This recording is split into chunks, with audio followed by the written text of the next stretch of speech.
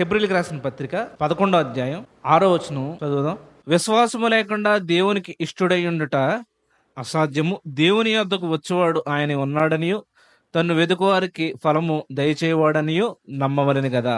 అబ్రహాము గురించి మనం ఆలోచించినప్పుడు అబ్రహాము మనకు తెలుసు, ఆయన కొన్ని టైటిల్స్ ఉన్నాయి. కొన్ని మీరు చెప్తారా? ఆయనకున్న టైటిల్స్ ఏంటో బిరుదులో నోచుకొని దేవుని స్నేహితుడు, ఇక్కడ మనం చదువుకున్న దాంట్లోనే ఉంది శరీర విషయాలు యూదులకి ఏంటైనా మూల పురుషుడైన, ఇలా చెప్పుకుంటే చాలా ఉన్నాయి. ఆయన ప్రవక్త అని రకరకాలుగా ఉన్నాయి. కానీ ఇక్కడ ఉన్న మాట ఇలా ఉంది, అబ్రహాము దేవుని నమ్మెను. అంటే అబ్రహాము దేవుణ్ణి ఏం చేశాడు? నమ్మాడు, విశ్వాసం ఉంచాడు. ఏం చేశాడు ఆయన? విశ్వాసం ఉంచాడు. ఎప్పుడు కూడా మనం విశ్వాసం అన్న టాపిక్ మాట్లాడుకునేటప్పుడు జనరల్గా మనం మాట్లాడుకునేది ఏంటంటే, విశ్వాసం ద్వారా మేము అది సాధించాం, విశ్వాసం ద్వారా ఇది పొందుకున్నాం, మేము దేవుని యందు విశ్వాసం ఉంచింది కాబట్టి మా జీవితాల్లో ఇది జరిగినాయి, దేవుని యందు విశ్వాసం ఉంచాలి. ఇదంతా ఒక కోణం. అబ్రహాము గారి జీవితంలో ఆయన విశ్వాసులందరికీ మూల పురుషుడు, విశ్వాసులందరికీ తండ్రి అవటానికి ఒక కోణం ఇదైతే, మరొక కోణం ఈరోజు మనం చూద్దాం. మొట్టమొదటి విషయం అబ్రహాము గారి జీవితంలో ఇది చూద్దాం. ఆదికాండము 12వ అధ్యాయం 1వ వచనం నేను చదువుతున్నాను, మీరు చూడండి. యెహోవా, నీవు లేచి నీ దేశము నుండి, నీ బంధువుల యొద్ద నుండి, నీ తండ్రి ఇంటి నుండి బయలుదేరి నేను నీకు చూపించు దేశమునకు వెళ్ళుము. నిన్ను గొప్ప జనముగా చేసి నిన్ను ఆశీర్వదించి నీ నామమును గొప్ప చేయుదును, నీవు ఆశీర్వాదముగా ఉందువు. చాలు. విశ్వాసములో అబ్రహాము గారిని మనం ఇంతలాగా ఆయన మూల పురుషుడు అవడానికి, విశ్వాసులు తండ్రి అవడానికి ఒక కారణం ఏంటంటే, విశ్వాసం అంటే ఏంటంటే ఎప్పుడు పొందుకుంటాం, ఆశీర్వదించబడటం, దీని గురించి వాడతాం. కానీ విశ్వాసం అంటే విడిచిపెట్టడం. విశ్వాసం అంటే ఏంటి? విడిచిపెట్టడం. అబ్రహాము గారు తన జీవితంలో ఆయన ఏం విడిచిపెట్టారంటే, తన దేశాన్ని, తన బంధువులను, తన స్వకీయులను, తన స్నేహితులు ఎవరుంటే వాళ్ళందరినీ విడిచిపెట్టాడు. ఎవరి కోసం? ఒక్క ఆయన కోసం, దేవుడి కోసం. ఆయన కూడా కనిపించేవాడా? లేదు. జస్ట్ ఏం చెప్పాడు? ఒక మాట అంతే, అబ్రాహాము నువ్వేం చెయ్యి, నేను నిన్న ఒక చోట తీసుకెళ్తాను దలేగా అన్నాడు. ఇక్కడ ఒక విచిత్రం ఏంటంటే, కనీసం అబ్రాహాముకి ఎక్కడికి వెళ్తున్నాడో కూడా చెప్పలేదు ఆయన. హెబ్రీయులకు రాసిన పత్రికలో ఈ మాట ఉంది కదా, చూడండి ఒకసారి. 11వ అధ్యాయంలోనే 8వ వచనం నేను చదువుతాను, చూడండి. అబ్రహాము పిలువబడినప్పుడు విశ్వాసమును బట్టి ఆ పిలుపుకు లోబడి తాను స్వాస్థ్యముగా పొందనయ్యున్న ప్రదేశమునకు బయలు వెళ్ళెను, మరియు ఎక్కడికి వెళ్ళవలెనో అది ఎరుగక బయలు వెళ్ళెను. దేవుడు పిలిచాడు, ప్రభు ఎక్కడికి వెళ్ళాలి చెప్పలేదు. అసలు ఏంటి ఏమీ తెలియదు. ఎక్కడికి వెళ్ళాలో తెలియకుండానే ఇరక్కండా నేను ఏం చేశాడంట? బయలు వెళ్ళాడు. కాబట్టి విశ్వాసం అంటే ఏంటంటే విడిచిపెట్టడం, పొందుకుంటమే కాదు. విశ్వాసం అంటే ఏంటి? విడిచిపెట్టడం. అబ్రహాము గారితో పోలిస్తే మనం ఏమి విడిచిపెట్టామో మన జీవితంలో మనం ఆలోచించుకుంటే మనకు తెలిసిపోద్ది. దేవుడి కోసం మనం ఏమి విడిచిపెట్టాం? నాకు చెప్పొద్దు, మీకు మీరే చెప్పుకోండి. దేవుని కోసం నేను ఏం విడిచిపెట్టాను? దేవుడి యొక్క పిలుపు మనకు వచ్చినప్పుడు అది ఎంతటిదైనా ఏం చేయాలంటే విడిచిపెట్టడానికి సిద్ధంగా ఉండాలి. అర్థమవుతుందండి? యేసుప్రభు ఏమంటాడంటే, ఎవడైనా నన్ను వెంబడించాలనుకుంటే తన తండ్రిని, తల్లిని, భార్యను, పిల్లలను, అన్నదమ్ములను, అక్కచెల్లెలను మొత్తం అందరిని ఏం చేయాలి? విడిచిపెట్టి వెంబడించాలి. మనం విన్న వాళ్ళకి ఇది ఎలాగుంటుందంటే, ఇదేంటిది, నిన్ను వెంబడించడానికి వీళ్ళందరిని విడిచిపెట్టేయాలా? ఇది స్వార్థంగా లేదా? స్వార్థమా కాదు, ఇది స్వార్థమా కాదు. దీని గురించి ఇంతకుముందు కూడా ఒకసారి చెప్పాను మీకు. ఇప్పుడు మనల్ని మిలిటరీలో జాయిన్ అవ్వడానికి రమ్మన్నారు అనుకోండి. మిలిటరీకి వెళ్ళే వాళ్ళు ఉంటారు కదా. మిలిటరీకి వెళ్ళే వాళ్ళు ఏంటి? భార్యను, పిల్లలను, అన్నదమ్ములను, అక్క చెల్లెలను, తల్లిని, తండ్రిని, స్వదేశాన్ని, ప్రాంతాన్ని, స్నేహితుల్ని అందరినీ విడిచిపెట్టి దేశ సేవ కోసం ఎక్కడికి వెళ్తాడైనా? ఎక్కడో బోర్డర్లోకి వెళ్ళి తుపాకీ పట్టుకుని ఆ మంచులో, ఎండలో, చలిలో, వర్షంలో ఉండి దేశానికి సేవ చేస్తాడు. వాళ్ళని చూసినప్పుడు మనందరికీ ఏం చేయాలనిపిస్తుంది? సెల్యూట్ చేయాలనిపిస్తుంది. ఆర్మీ వాళ్ళు కూడా మన వాళ్ళు ఏం చేస్తారు? అలా పొగుడుతారు. అదే దేవుని కోసం విడిచిపెడితే మనల్ని ఏమంటారంటే మతపిచ్చి అంటారు. వీడికి దేవుడు బాగా ఎక్కేసాడు అంటారు. లేకపోతే వీడికి ఆ మతంలోకి కలిసిన తర్వాత ఏమైంది? పిచ్చి పట్టిందండి. ఆయన్నేమో అంత గొప్ప చెయ్యాలి, కానీ దేవుడి కోసం విడిచిపెడితేనేమో మత పిచ్చి అనాలా దాన్ని? కాదు కదా! దేవుని యొక్క పిలుపు గొప్ప పిలుపు. దేవుడు మనల్ని ఈ లోకంలో నుంచి వేరుపరుచుకున్నాడంటేనే మనం ఎంతో ధన్యులం. దానికి మించిన ధన్యత ఏమీ లేదు. కాబట్టి ఆయన విడిచిపెట్టమన్నప్పుడు ఏదైనా విడిచిపెట్టడానికి రెడీగా ఉండాలి. లోకాసు వార్తలో మీకు ఒక ఇద్దరిని చూపిస్తాను చూడండి. లోకాసు వార్త 9వ అధ్యాయం 59వ వచనం. నేను చదువుతా. ఆయన మరి ఒకనితో నా వెంట రమ్మని చెప్పెను. అతడు నేను వెళ్ళి మొదట నా తండ్రిని పాతిపెట్టి వచ్చుటకు సెలవిమ్మని మనవి చేసెను. ఆయన ఏమన్నాడంటే ఒకడినే, రే బాబు నా వెంటరా అన్నాడు. ఈడేమంటున్నాడు, మొదట వెళ్ళి ఏం చేయాలి? నా తండ్రిని పాతిపెట్టుకు రావాలి. అంటే ఏదో శవం ఇంట్లో పెట్టుకునేమో రాలేదాడు. ఇప్పుడు ఎవడైనా కానీ ఇంట్లో శవం ఉంటే బయట తిరుగుతాడా? లేదు కదా. అంటే వాళ్ళ నాన్న చనిపోవడానికి సిద్ధంగా ఉన్నాడు. ఎప్పుడొకప్పుడు ఏమవుతాడు? చనిపోతాడు. కాబట్టి మొట్టమొదటి ఏంటి? మా నాన్న బాగోగులు, మా ఇంట్లో వాళ్ళ బాగోగులు చూసుకున్న తర్వాత అప్పుడు వచ్చి వెంబడిస్తానన్నాడు. కానీ యేసుప్రభు ఏమంటున్నాడు చూడండి ఆ మాటకి, 60వ వచనం. అందుకైన మృతులు తమ మృతులను పాతి పెట్టుకొన నిమ్ము, నీవు వెళ్ళి దేవుని రాజ్యమును ప్రకటించుమని వానితో చెప్పాను. ఏంటి? వాళ్ళ పని కంటే నీ పని గొప్పదే. వాళ్ళ పని కంటే ఏంటి? నీ పని గొప్పదే. వాళ్ళు పాతి పెట్టుకొని, మృతులు తమ మృతులను పాతి పెట్టుకొని నిమ్ము, కానీ నువ్వు వెళ్ళి ఏం చెయ్యి? దేవుని రాజ్యాన్ని ప్రకటించంటే వాడేమంటున్నాడు? మొదట ఫస్ట్ ప్రిఫరెన్స్ ఎవరికి ఇచ్చాడు?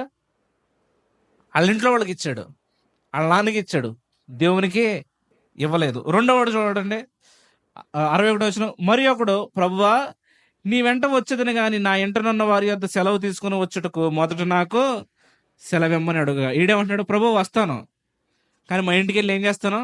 వాళ్ళ పర్మిషన్ అడుగుతాను. వాళ్ళ పర్మిషన్ ఇవ్వకపోతే మానేస్తాను, ఆగిపోతాను, అంతే. ప్రభు ఏమంటున్నాడు? యేసు నాగటి మీద చెయ్యి పెట్టి వెనక తట్టు చూచువాడెవడనో దేవుని రాజ్యమునకు పాత్రుడు కాడని వానితో చెప్పాను. వీళ్ళ గురించి ఆలోచించినప్పుడు నాకు అనిపించింది, వీళ్ళ భ్రష్టులు. వీళ్ళెవరేళ్ళ భ్రష్టులు. స్వయాన దేవుడే పిలిస్తే వెళ్ళటానికి వీళ్ళు ఏం చెప్తున్నారండి? సాకులు చెప్తున్నారు. ఇప్పుడు ఉన్నపళంగా మనకు మోడీ గారు ఫోన్ చేసి, రేపు పొద్దున్న ఫ్లైట్కి ఢిల్లీ రా మనం మాట్లాడుకోవాలంటే, మోడీ గారు కుదరదు, మాకు రేపు పొద్దున్న పని ఉంది అని ఎవడైనా చెప్పేవాడు అన్నాడా? మోడీ గారే మీకు ఫోన్ చేశారు, రేపు పొద్దున్న ఫ్లైట్కి టికెట్ వేస్తున్నాను నీకు, వచ్చే అన్నారు, ఢిల్లీకి వచ్చే అన్నారు. ఇక్కడ మేము వెళ్ళమండి అన్నవాడు ఎవడన్నాడా? వెళ్తారా? వెళ్ళరా? వెళ్తాం కదా. ఇప్పుడు అంతకు మించిన సర్వాధిపతి సర్వశక్తిమంతుడైన దేవుడే నిన్నేం చేశాడు? పిలిచాడు. కానీ ఆయన దగ్గరకు వస్తాక ఏం చెప్తున్నాం మనం? సాకులు చెప్తున్నాం, కారణాలు చెప్తున్నాం. వీళ్ళని ఏమనాలి? భ్రష్టులు అనాలి వీళ్ళని. ఎందుకని? అవకాశం దొరుకుతుందండి. ఇప్పుడు మోడీ గారు ఫోన్ చేశారు, ఏమిటి కుదరదండి, నీకు మళ్ళీ ఎప్పుడైనా ఫోన్ చేస్తాడు ఆయన? నీకు మళ్ళీ ఫోన్ చేస్తాడా? అయ్యో మా వాడు కుదరదంట, సర్లే ఎల్లుండి చేద్దాం, ఎల్లుండి చేస్తాడా? అవదు. నీకు దేవుడు నిన్ను పిలిచినప్పుడే వెంటనే నువ్వేం చెయ్యి? రెస్పాండ్ అవ్వు. విడిచిపెట్టమన్నాడా? విడిచిపెట్టే. ఆయన అంటున్నాడు, నువ్వు విడిచిపెట్టేసిన దానికి 100 నేను నీకు ఇస్తాను. విడిచిపెట్టేసిన దానికి ఏమిస్తాను నేను? 100 నేను నీకు ఇస్తాను. పేతురుని పిలిచాడు చూడండి, ఇదే లోకాసు వార్తలో ఉంటది, 5వ అధ్యాయం 8 నుంచి. సీమోను పేతురు అది చూచి యేసు మోకాళ్ళు ఎదుట సాగిలపడి, ప్రభువా నన్ను విడిచిపొమ్ము, నేను పాపాత్ముడని చెప్పెను. ఏలయనగా వారు పట్టిన చేపల రాశికి అతడును అతనితో కూడా నున్న వారందరినూ విస్మయం ఉందిరి. అలాగను సీమోనుతో కూడా పాలివారైన జబదే కుమారులకు యాకోబును యోహానును విస్మయం ఉందిరి. అందుకు యేసు, భయపడకము, ఇప్పటి నుండి నీవు మనుష్యులను పట్టువాడవు ఎందువని సీమోనుతో చెప్పును. వారు దోణిలను దరికి చేర్చి, ఈ మాట మీరు అండర్లైన్ చేసుకోండి, సమస్తమును విడిచిపెట్టి ఆయనను వెంబడించిరి. యేసు ప్రభు చెప్పాడు, ఈ పక్కన కొంచెం లోతుకు నడిపించి వలయమన్నాడు. వలేశారు. విస్తారమైన చేపల పండియి. మనమైతే ఇప్పుడు ఏం చేస్తాం? మార్కెట్కి వెళ్ళి అమ్ముకుంటానంటాం. కానీ వాళ్ళు ఏం చేశారు? దోణిలను దరికి చేర్చి సమస్తమును విడిచిపెట్టి ఆయన ఏం చేశారు? వెంబడించారు. ఇది గుర్తుపెట్టుకోండి, విడిచిపెట్టకుండా ప్రభువుని వెంబడించలేము. అది ఏంటి? విడిచిపెట్టకుండా ప్రభువుని వెంబడించలేం. మీరు అనుకోవచ్చు, ఏముందండి వాళ్ళు ఏదో పెద్ద ఏం విడిచిపెట్టేశారు, వాళ్ళ పని ఏంటి? చేపలు పట్టుకుంటాం, గట్టిగా విడిచిపెట్టేది. ఏం విడిచిపెట్టేయాలి? ఓ పడవ, ఓ వల, ఓ తెడ్లు, ఓ గుడిసె, ఇంకేమైనా ఉంటే అవి విడిచిపెట్టేయాలి. కానీ అదే 5వ అధ్యాయం 27వ వచనం నేను చదువుతున్నాను చూడండి. అటు పిమ్మట ఆయన బయలుదేరి లేవి అని ఒక సుంకరి సుంకపు మెట్టునంత కూర్చుండి ఉండట చూచి నన్ను వెంబడించమని అతనితో చెప్పగా అతడు సమస్తమును విడిచిపెట్టి లేచి ఆయనను వెంబడించును. ఈయనది రోమాలో గవర్నమెంట్ ఉద్యోగం అయింది. రోమా గవర్నమెంట్లో ఏంటి? గవర్నమెంట్ జాబ్ అయింది. గవర్నమెంట్ జాబ్ వదిలేసి ఏం చేశాడు ఈయన? ప్రభువుని ఇక్కడ కూడా ఉంది, సమస్తమును విడిచిపెట్టి ఏం చేశాడు? వెంబడించాడు. అలాగే ఈ లోకంలో సమస్తమును నిజంగా వాళ్ళ గవర్నమెంట్ జాబులు వదిలేసుకుని వాళ్ళకి వస్తున్న లక్షల రూపాయల ఉద్యోగాలు వదిలేసుకుని ప్రభువుని ఏం చేశారు? వెంబడించిన వాళ్ళు ఉన్నారు. కానీ మనం దేవుడు మనల్ని విడిచిపెట్టమన్నప్పుడు మనం విడిచిపెట్టకుండా కుంటి సాకులు చెప్తే ఎలాగండి? అసలు మనమేమో దేవుడికి ప్రార్థన చేయగానే మనం చెప్పింది దేవుడు చేసేయాలి, దేవుడు మనకు చెప్పింది మాత్రం మనం ఏం చేయము. మనం చేసిన ప్రార్థనకి లేట్ అయింది అనుకోండి, అదేంటి ప్రభు నా మీద నీకు ప్రేమ లేదా? మేము ఇన్నాళ్ళ నుంచి ప్రార్థన చేస్తున్నాం, ఇన్నాళ్ళ నుంచి చర్చకోతున్నాం, ఉపవాసాలు ఉన్నాం, బైబిల్ చదువుతున్నాం, ఇన్ని చేస్తున్నాం, మిగిలిన వాళ్ళకంటే భక్తిగా ఉన్నాం, మేము చేసిన ప్రార్థనకి జవాబు ఇవ్వట్లేదంటే మనం ఎన్నో సణుగులు గొణుగులు ఫిర్యాదులు చేస్తాం. దేవుడు కొంచెం లేట్ చేసేది అప్పటికి. దేవుడు చెప్పిన దానికి మనం ఎన్నిసార్లు లేట్ చేసాం? ఎంత లేట్ చేసాం? ఇది ఎప్పుడైనా ప్రశ్నించుకున్నామా? దేవుడి మీద మనకు కోపం వచ్చేది కదా, మరి మన మీదకి దేవుడు కోపం రావాలా వద్దా? ఏమండి? దేవుడు విడిచిపెట్టమన్నాయని విడిచిపెడుతున్నాం మనం. అబ్రాహాం ఏం చేశాడు? దేవుడు చెప్పాడు, విడిచిపెట్టి ఎక్కడికి వెళ్ళాలో తెలియకుండా బయలుదేరిపాడు. కాబట్టి మొట్టమొదటి విషయం, విశ్వాసం అంటే విడిచిపెట్టడం. విశ్వాసం అంటే ఏంటి? పొందుకుంటాం, సంపాదించుకుంటాం, ఆశీర్వదించబడటం, బిల్డింగ్, ఇది కాదు. విశ్వాసం అంటే ఏంటి? సమస్తమును విడిచిపెడితేనే ఆయన వెంబడించగలం, లేకపోతే ఆయన ఏం చేయలేము, వెంబడించలేం. అవ్వ కావాలి బువ్వ కావాలంటే పని అవదు. అవ్వ కావాలి బువ్వ కావాలంటే పని అవుద్దా? అవదు, నడవదు. అలాగే మాకు ఆ లోకము కావాలి, ఇటు ప్రభువు కావాలంటే కుదరదు, అవదు కదా. ఆయన చెప్తున్నాడు, సమస్తమును విడిచిపెట్టి ఏం చేశారు? వెంబడించారు. రెండో విషయం చూద్దాం, చూడండి. అదే ఆదికాండము 17వ అధ్యాయం 9వ వచనం నుంచి. మరియు దేవుడు నీవు మాత్రమే గాక నీ తరువాత వారి తరములలో నీ సంతతియు నా నిబంధనను గైకొనవలెను. నాకును నీకును నీ తరువాత నీ సంతతికి మధ్య మీరు గైకొనవలసిన నా నిబంధన ఏదనగా, మీలో ప్రతి మగవాడును సున్నతి పొందవలెను, మీరు మీ గోప్యాంగ చర్మమున సున్నతి పొందవలెను. అది నాకు నీకు మధ్యనున్న నిబంధనకు సూచనగా ఉండును. 8 దినముల వయసు గలవాడు అనగా నీ ఎంట పుట్టినవాడైనను, నీ సంతానము కాని అన్యుని యొద్ద వెండితో కొనబడిన వాడైనను, మీ తరములలో ప్రతి మగవాడు మీలో సున్నతి పొందవలెను. నీ ఎంట పుట్టినవాడును నీ వెండితో కొనబడిన వాడును తప్పక సున్నతి పొందవలెను. అప్పుడు నా నిబంధన మీ శరీరమందు నిత్య నిబంధనగా ఉండును. చాలు.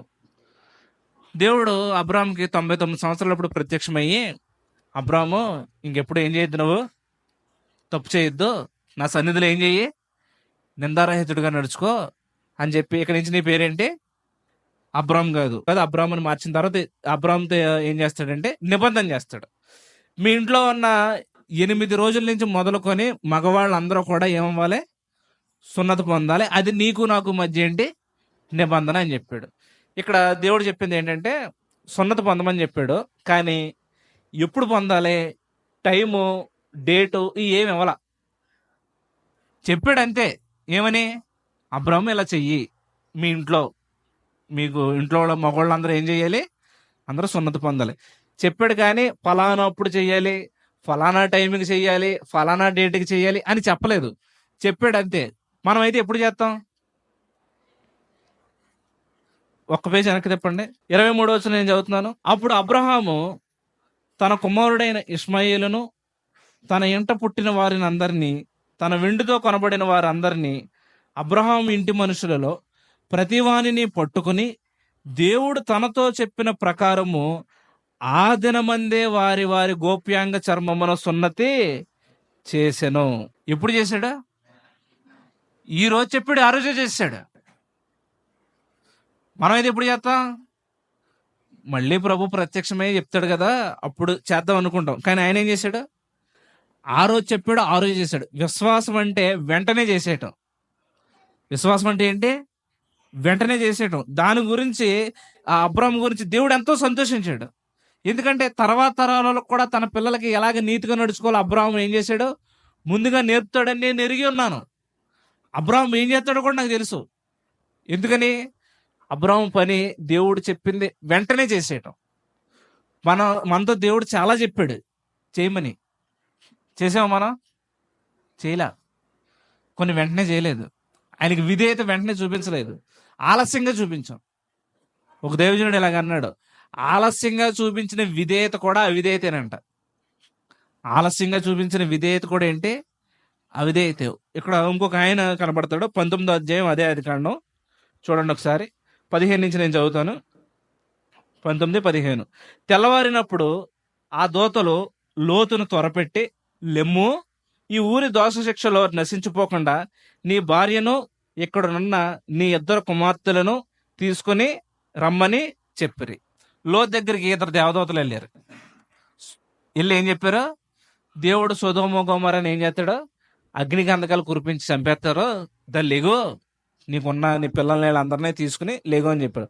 ఇప్పుడు సపోజ్ మన దగ్గరికి అలా దేవదూతలు వచ్చి, ఇదిగో తాడేపల్లిగూడెం మీద దేవుడు అగ్నిగంధకాలు కురిపించి చంపేస్తాడు, దాన్ని లేకండి అంటే మనం ఏం చేయాలి? ఎందుకని? అక్కడే ఉండి ఏమవుతాము? చచ్చిపోతాం కదా. 16 వచనం చదవండి. అతడు తడవు చేసాను. ఒకసారి ఆగదు. ఏం చేశాడు? ఏమండి, అటువంటి క్రిటికల్ సిచ్యువేషన్లో ఎవడైనా లేట్ చేస్తాడా? ఇప్పుడు అబ్రహాం లేట్ చేయొచ్చు. అబ్రహాం లేట్ చేస్తే అనేవాడు ఎవడో లేడు. లోతు లేట్ చేయకూడదు. ఎందుకని? అబ్రహాం సిచ్యువేషన్ వేరు, లోతు సిచ్యువేషన్ వేరు. కానీ అబ్రహాం ఏం చేశాడు? దేవుడు ఏ టైమో చెప్పకపోయినా చెప్పిన ఆ రోజే చేసేసాడు. లోతుకు వచ్చారు, బాబు ఇక్కడ ఉంటే చచ్చిపోతే గమ్ములు లేకంటే ఏమంటున్నాడు? ఏం చేస్తున్నాడు ఆయన? లేట్ చేసి ఏమంటున్నాడు? అతడు తడువు చేసాను. అప్పుడు అతని మీద యెహోవా కనికరపడట వలన ఆ మనుషులు అతని చేతిని, అతని భార్య చేతిని, అతని 2 కుమార్తెల చేతులను పట్టుకుని వెలుపలికి తీసుకుని వచ్చి ఆ ఊరు బయట నుంచిరి. ఏం చేశారంట? నిజంగా దేవుడి పేరు ఆమె ఎంత గొప్పది. ఇక్కడ ఆయన ఏమయ్యాడంట? కనికరపడి వాళ్ళ చేతులు పట్టుకు బయటకు లాక్కు రావాల్సి వచ్చింది. సొదొమ గొమొర్రాలో ఏం చేయండి? చేతులు పట్టుకుని బయటికి లాక్కు రావాల్సి వచ్చింది. అలా లాక్కొస్తేనే వాళ్ళు ఏమయ్యారు? రక్షించబడ్డారు. అయితే ఈ రెండిట్లో ఏదో ఒకటి ఉంటాం మనం. అయితే అబ్రాహాంలో ఉంటాం. ఏం చేస్తాం? దేవుడు చెప్పింది వెంటనే చేస్తాం. లేకపోతే లోతులో ఏం చేస్తాం? లేట్ చేస్తాం, తడువు చేస్తాం. దానివల్ల మనకి శిక్ష, దానివల్ల మనకి నాశనం, దానివల్ల దేవుని చిత్తాన్ని మనం ఏం చేయలేము? నెరవేర్చలేం. కాబట్టి విశ్వాసం అంటే దేవుడు నీతో చెప్పింది వెంటనే చేసేయటమే విశ్వాసము.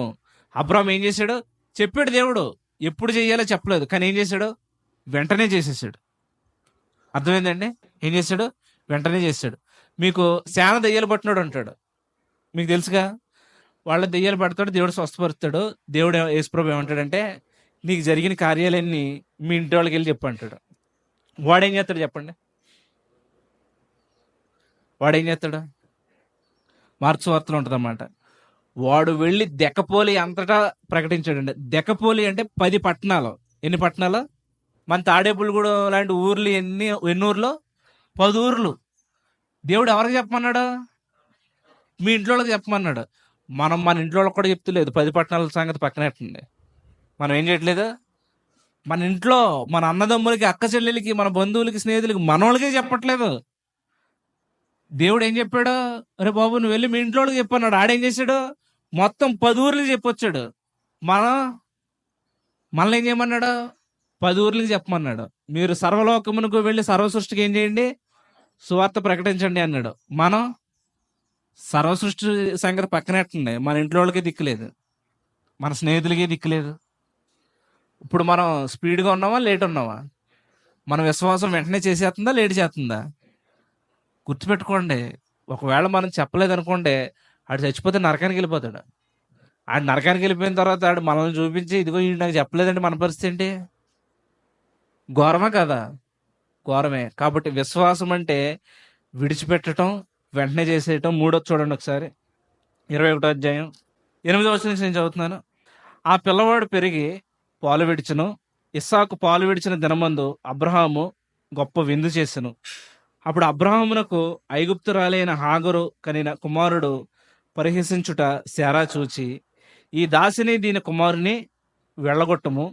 ఈ దాసి కుమారుడు నా కుమారుడైన ఇస్సాకుతో వారసుడై ఉండడని అబ్రహాముతో అనెను. అతని కుమారుని బట్టి ఆ మాట అబ్రహామునకు మిక్కిలి దుఃఖము కలుగజేసెను. అయితే దేవుడు, ఈ చిన్నవాని బట్టియో నీ దాసిని బట్టియో నీవు దుఃఖపడవద్దు. శారా నీతో చెప్పు ప్రతి విషయంలో ఆమె మాట వినుము. ఇస్సాకు వలన అయినదియే నీ సంతానం అనబడును. చాలండి. అప్పటికి ఇష్మాయేల్కి దగ్గర దగ్గర 14 ఏళ్ళు 15 ఏళ్ళు వచ్చినాయి. ఎన్ని సంవత్సరాలు? 14 ఏళ్ళు అలా వచ్చేసినాయి. వచ్చేస్తే ఇప్పుడు శారా ఏమంది? ఈ దాసిని కుమారుణ్ణి వెళ్ళగొట్టేమంది. దేవుడు ఏమన్నాడా? శారా మాటిను. ఎందుకని? ముందు కూడా శారా మాటిని ఏం చేశాడు? పెళ్లి చేసుకున్నాడు, దేవుడిని అడగల. కాబట్టి ఇప్పుడు దేవుడు ఏం చెప్తున్నాడు? శారా మాటే విను. ఎందుకని? అప్పుడు విన్నావుగా, ఇప్పుడు సచ్చినట్టు వినాలి నువ్వు. కాబట్టి ఏం చేయమంటున్నాడంటే వదిలిపెట్టేయి. మూడోది ఏంటి? విశ్వాసం అంటే ఏంటి? వదిలేయటం. ఈ విషయం అబ్రాహాముకి మిక్కిలి దుఃఖం కలిగించింది. అబ్రహాంకి ఏమొచ్చింది? ఎంత దాసి అయినా ఆవిడ కూడా ఏంటి? భార్యే, కడుపును పుట్టిన కొడుకే. వాళ్ళని వదిలేయమన్నప్పుడు నిజంగా ఆయనకి ఎంత బాధ వచ్చి ఉంటుంది అంటారు? ఇక్కడ రాసింది కదా, ఏముంది? పరిశుద్ధాత్మ దేవుడు రాయించాడు ఏమని? మిక్కిలి దుఃఖము కలిగింది. అయినా కానీ వదిలేశాడా లేదా? దేవుడు కూడా మన జీవితంలో మనల్ని కొన్ని వదిలేయమంటాడు. ఏం చేయమంటాడు? వదిలేయమంటాడు. అవి మనకు చాలా బాధను తీసుకురావచ్చు. అబ్బా, దీనికోసం ఇంత కష్టపడ్డామే, ఇంత చేసామే, ఇంత జరిగిందే, ఇదేంటి వదిలేయమంటున్నాడో అని అనిపించవచ్చు. ఎంత దుఃఖం కలిగినా వదిలేసినప్పుడే దేవుడికి మనం ఉపయోగకరంగా ఉంటాం. సేమ్ దీన్నే మనం ధనవంతుడైన ఆ యవనస్తుడితో పోల్చుకోవచ్చు. ఆ ధనవంతుడు కూడా ఏం చెప్తాడు దేవుడు? నీకున్న ఆస్తి అంతటిని ఏం చెయ్యి? వదిలేయి. అంటే లేని వాళ్ళకి అందరికీ పంచిపెట్టేసి నువ్వు వచ్చి నన్ను ఏం చెయ్యి? వెంబడించు. ఆడు దుఃఖపడ్డాడు. దుఃఖపడి ఏమైపోయాడు? వెళ్ళిపోయాడు. వాడి దారిని ఏం చేయడు? వెళ్ళిపోయాడు. అబ్రహాము దుఃఖపడ్డాడు. వీళ్ళిద్దరు దుఃఖాలకి తేడా ఏంటి? అబ్రహాముకి మిక్కిలి దుఃఖం కలిగింది, కానీ దేవుని మాటనే నమ్మి విశ్వసించి లోబడి వదిలిపెట్టేశాడు. వాడికి దుఃఖం కలిగింది, కానీ వాడు ఎవరిని వదిలేశాడు? దేవుడినే వదిలేశాడు. దేవుడి మాటలో మనల్ని కొన్నిసార్లు ఏం చేస్తాయంటే దుఃఖపరచవచ్చు. దేవుడి మాటలు మనల్ని ఏం చేస్తాయి? దుఃఖపరుస్తాయి. కానీ దుఃఖపడినా కానీ దేవునికి లోబడినప్పుడు దేవుడు నీకు అది గొప్ప ఆశీర్వాదంగా మార్చగలడు. దేవుడు నీకు ఏం చేయగలడు? గొప్ప ఆశీర్వాదం. ఇప్పుడు సపోజ్ మనకి ఈ చేతికి గ్యాంగ్రీన్ వచ్చింది. ఈ చెయ్యి ఇక్కడ వరకు ఏమైంది? గ్యాంగ్రీన్ వచ్చి కుళ్ళిపోయింది. డాక్టర్ ఏం చెప్తాడు? ఇక్కడికే తీసేయాలి. మన చెయ్యి మనలోంచి తీసేస్తే మనకు దుఃఖం వస్తుందా రాదా? చాలా బాధ అవుతుంది. ఎందుకని? రేపు పొద్దు నుంచి చేసే పని చేయలేము, ఇంకా ఉండదు. కానీ డాక్టర్ ఏం చెప్తున్నాడు? తీసేయమంటున్నాడు. ఇప్పుడు మనకు దుఃఖం కలుగుద్ది. దుఃఖం కలిగి ఇక్కడికి తీయించేసుకున్నాం అనుకోండి, మనం బ్రతుకుతాం. దుఃఖపడి డాక్టర్ని విడిచిపెట్టి వచ్చేస్తే ఏమవుతాం? మొత్తానికి మనమే లేకుండా పోతాం.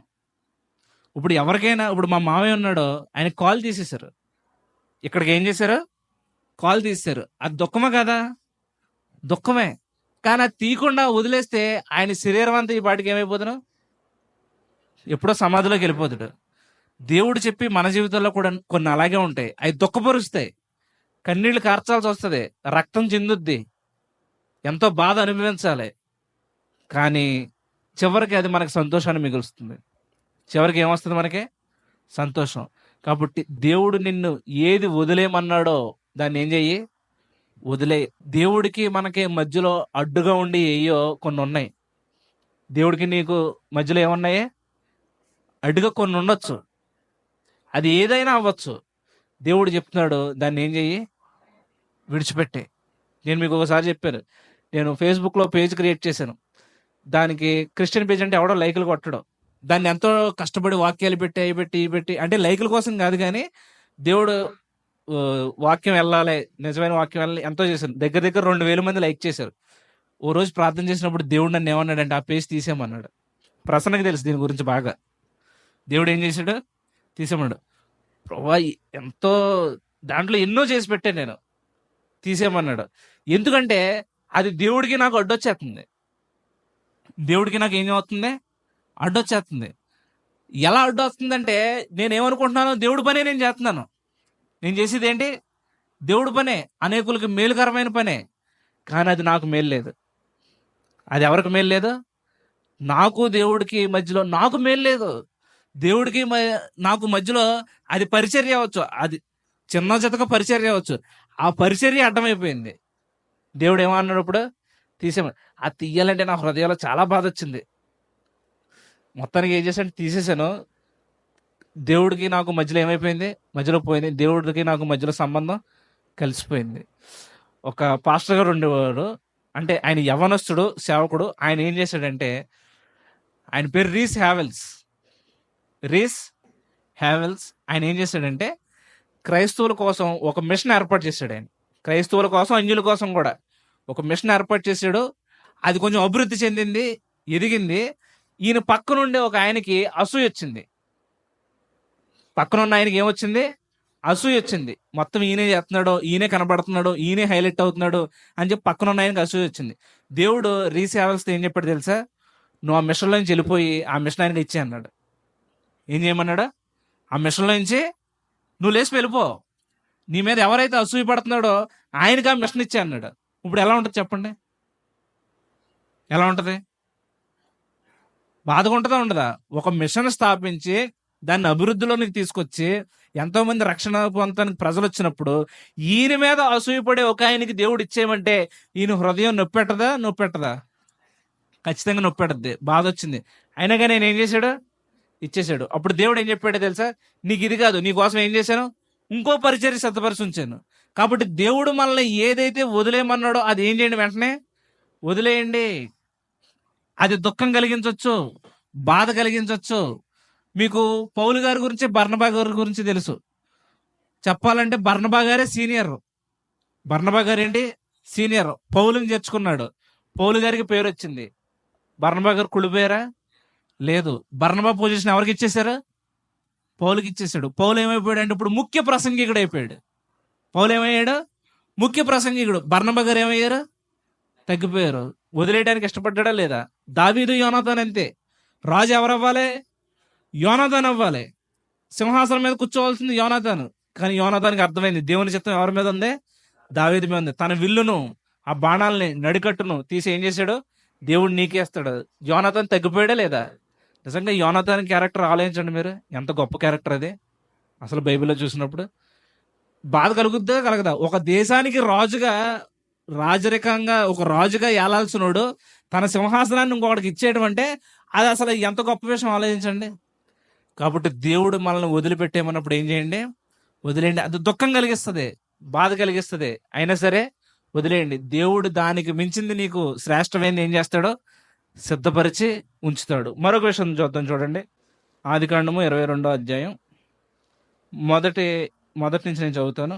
ఆ సంగతులు జరిగిన తర్వాత దేవుడు అబ్రహామును పరిశోధించును.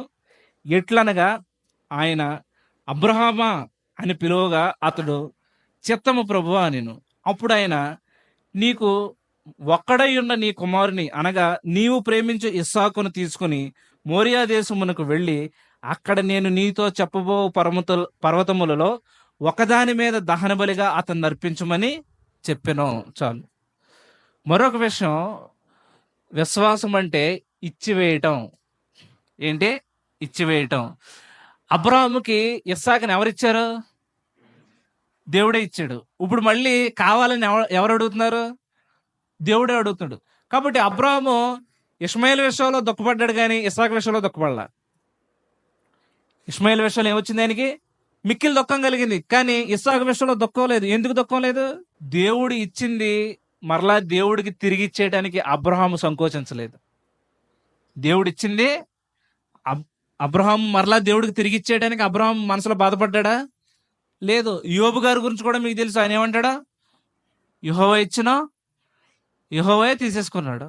ఆయన మనకి ఏం కలగాలి, స్తుతి కలగాలి, మహిమ కలగాలి, ఘనత కలగాలి, ప్రభావం కలగాలి.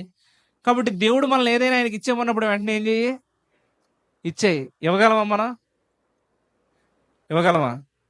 నిజంగా నీ పిల్లల్ని ఇచ్చేయమన్నాడు ఆయన. ఇవ్వగలవా నీ పిల్లల్ని? ఒకవేళ నీ పిల్లల్ని దేవుడు సేవకి ఇచ్చేయమన్నాడు, ఇవ్వగలవా? హన్నలాగా. హన్న ఏం చేసింది? ప్రార్థన చేసింది. నువ్వు కనుక నాకు మగపిల్లోడిని ఇస్తే నేను ఏం చేస్తానో తిరిగి నీకే ఇచ్చేస్తా. ఈరోజు నిజంగా చెప్పాలంటే హన్నలు లేరు. హన్నలేంటి? లేరు. ఈరోజు ఎవరిని ఇస్తాం మనం దేవునికి సేవకు చెప్పండి? ఎవరో చెప్పారు కరెక్ట్గా. పనికిరానోడిని ఇస్తాం. డాక్టర్ని ఇవ్వం, ఒక ఇంజనీర్ని ఇవ్వం, ఒక గవర్నమెంట్ ఉద్యోగం చేసుకునేవాడిని ఇవ్వం. ఆడు ఇంక దేనికి పనికిరాడంటే ఆయన తీసుకెళ్ళి బైబిల్ కాలేజీలో జాయిన్ చేస్తాం. ఎక్కడ జాయిన్ చేస్తాం? బైబిల్ కాలేజీలో జాయిన్ చేస్తాం. అక్కడ 2 ఏళ్ళు 3 ఏళ్ళు ఆయన గారు చదువుతారు, ఆయనకు ఒక సర్టిఫికెట్ ఇస్తారు, వచ్చి సంఘం స్టార్ట్ చేస్తారు. ఇంకా సంఘం ఎలా ఉంటుందో మనకి దేవునికే విడిచిపెట్టాలి. అది ఏది పనికిరాంది దేవుడికి ఇస్తే వేస్ట్. దేవుడు ఇచ్చిన శ్రేష్టమైందే మనం ఏం చేయాలి? దేవుడికి ఇచ్చేయటంలో అబ్రాహాము సంకోచించలేదు. కాబట్టి అబ్రాహాము విశ్వాసం ఏంటంటే ఇచ్చివేయటం. ఏం చేయటం? ఆయనకి ఇచ్చివేయటమే. దేవుడు నీకు ఏదో ప్రశస్తమైంది ఇచ్చాడు, మరలా ఇచ్చేయమన్నాడు, ఏం చేయనికి? ఇచ్చేయి. అబ్రాహాముకి తెలుసు. ఏం తెలుసు? దేవుడు ఇచ్చేయమంటాడు కానీ ఆయన తీసుకోడు. ఏం చేస్తాడు? మరలా నాకే ఇచ్చేస్తాడు. అబ్రాహాము యొక్క విశ్వాసం ఏంటి? ఒకవేళ నా కొడుకుని దహన బలిగా, అక్కడ ఏమడిగాడో ఆ మాట, నేను నీతో చెప్పబోవు పర్వతములలో ఒకదాని మీద దహన బలిగా అతన్ని అర్పించమను. దహన బలి అంటే ఏంటండి? మొత్తం బూడిదైపోవటం. ఏమైపోవటం? బూడిదైపోవటం. దేవుడు ఆ బూడిదలో నుంచి కూడా మరలా ఇస్సాకుని తీసి ఏం చేయగలడు? నాకు ఇవ్వగలడు. ఎంత గొప్ప విశ్వాసం అది! కాబట్టి విశ్వాసం అంటే ఏంటి? ఇచ్చివేయటం. దేవుడిని ఏదైనా అడిగాడు అనుకో, ఏం చేయి? వెంటనే ఇచ్చివేయి. అది దేవునికి ఉపయోగం, నీకు ఉపయోగం. దేవునికి మహిమ, నీకు ఘనత. చివరి విషయం చూద్దాం, చూడండి. 23వ అధ్యాయం, అదే ఆదికాండం 12 నుంచి చదువుదాం. అప్పుడు అబ్రహాము ఆ దేశపు ప్రజల ఎదుట సాగిలపడి, సరే కాని నా మనవి ఆలకించుము, ఆ పొలమునకు వెల ఇచ్చెదను, అది నా యొద్ద పుచ్చుకొని ఎడల మృతి పొందిన నా భార్యను పాతిపెట్టేదనని ఆ దేశ ప్రజలకు వినబడినట్లు ఎఫ్రోనుతో చెప్పాను. చాలు. అబ్రాహాం ఏమంటున్నాడు? ఆయన భార్య చనిపోయింది, ఆమెను పాతి పెట్టడానికే ఒక పొలం తీసుకున్నాడు. ఆ వచ్చిన ఆ షేకెంలో ఉన్న వాళ్ళందరూ ఏమంటున్నారు? ఫ్రీగా తీసుకోమంటున్నారు. అసలు నీకు మాకు అది ఎంత? చాలా తక్కువ. ఫ్రీగా తీసుకుంటే అబ్రాహాం ఏమంటున్నాడు? వెల ఇక నేను తీసుకోను. దావీదు ఇదే మాట చెప్పాడు. మొన్నవారం కూడా మీకు చెప్పాను. అరవన వచ్చేమంటాడు, ఇదిగో ఎడ్లు, ఇదిగో కట్టెలు, ఇదిగో నీ దేవుడికి దహన బలి అర్పించంటే దావీదు ఏమంటాడు? వెల ఇయ్యక ఉచితంగా వచ్చింది దాన్ని నా దేవునికి నేను ఏం చేయను? అర్పించను. మరొక మాట, విశ్వాసం అంటే వెల చెల్లించటం. విశ్వాసం అంటే ఏంటి? వెల చెల్లించటం. మనం ఎప్పుడు సామెతలు ఉంటుంది కదా, జలగకు ఇమ్ము అని 2 కూతుర్లు ఉన్నారంట. జలగకి ఎన్ని కూతుర్లు? 2 కూతుర్లు. వాళ్ళిద్దరి పేర్లు ఏంటి? వాళ్ళిద్దరు ట్విన్ సిస్టర్స్. అందుకే ఇద్దరికి పేర్లు ఏం పెట్టారు? ఇమ్ము. మనం ఎప్పుడు ఇమ్ముయే. ప్రభు అది ఇమ్ము, ప్రభు ఇది ఇమ్ము, నువ్వు అది ఇవ్వు, నువ్వు ఇది ఇవ్వే. వెల ఇక ఏమీ లేదు. మనకి ఎవడైనా వచ్చి శ్మశాన భూమి కింద ఫ్రీగా ఇచ్చేస్తానంటే మనం ఏం చేస్తాం? వెంటనే తీసుకోండి. ఇప్పుడు పాస్టర్ ఫెలోషిప్లో పెద్ద పెద్ద గొడవలన్నీ దేనికి? శ్మశాన భూమి గురించే. నా కర్మ ఏంటో, నేను ఎప్పుడే పాస్టర్ ఫెలోషిప్కి వెళ్ళి అక్కడ ఈ టాపిక్ రైజ్ అవుద్ది. నేను అనుకుంటాను, ఏంటి ఇన్నాళ్ళ నుంచి ఇంకా ఇది అవ్వలేదా? ఇది మళ్ళీ కొత్తగా అలాగే ఉందా? ఈ శ్మశాన భూమి గురించి లేదా? కానీ అబ్రహాం ఏమంటున్నాడు? వెల ఇయ్యకుండా నేనేం చేయను? తీసుకోను. దావీదు ఏమంటున్నాడు?